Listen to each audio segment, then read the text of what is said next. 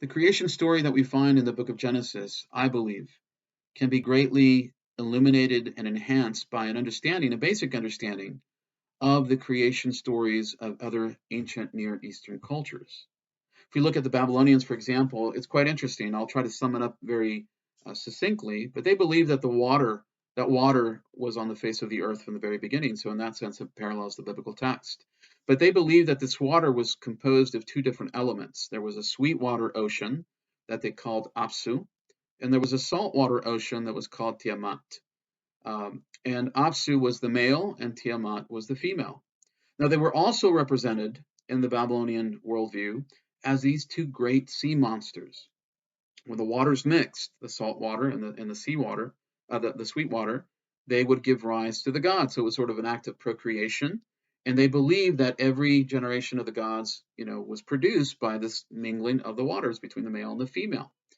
Now, quite humorously, in the Babylonian creation story, Apsu and Tiamat become enraged because their children, the gods, are making too much noise. There's too much revelry, too much merriment, and they decide that they're going to go to war to destroy the gods so they can have some peace and quiet.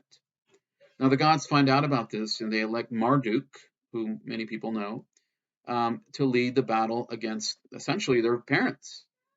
In the end, Tiamat, Apsu, and another entity called Kingu is killed. Now, Tiamat's body is slain in two, and basically you can imagine she's sort of separated, and the upper firmament is formed and the lower firmament is formed. And out of Kingu, out of his entrails, out of his blood, humanity is created. But the only purpose that they are created for is to be slaves to the gods.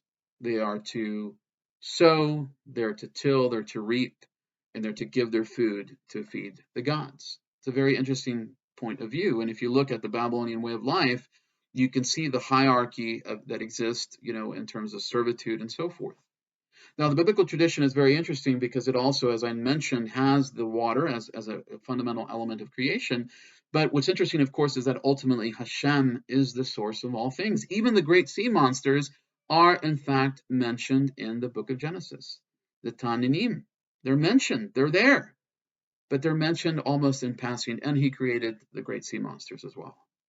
And it's an inversion, or it's a different perspective from that of the Babylonians, because the Babylonians believe that these entities, these monsters, were the source of humanity. But in the biblical text, Hashem creates these monsters. They're just another part of the brilliant design and scheme that he has, to build, a world that is filled with living beings. It's an amazing picture, an amazing portrait. And these sea monsters are of no consequence. I mean, he makes them to fill the water, but it is he who holds the ultimate power. Now, I think the most critical element that differentiates the biblical text from the Babylonian myths and the myths of other peoples in the area is this. In the Babylonian story, humanity is meant to be slaves.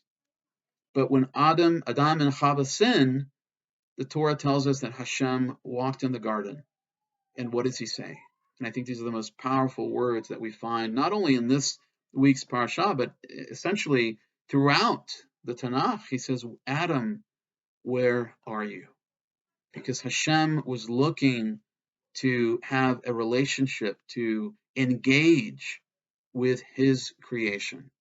And it's an amazing differentiation between the worldview of the Babylonians and of the Sumerians and the Akkadians and the Canaanites and all these other peoples, but it ultimately speaks to us because Hashem says the same thing today. Where are you?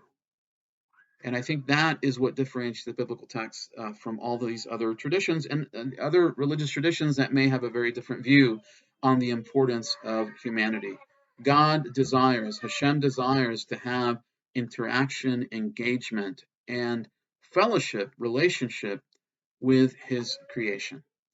So we never forget how much Hashem desires to connect with us. And may we live lives that are full of kedusha, of holiness, that we might merit to have that intimacy with Hashem.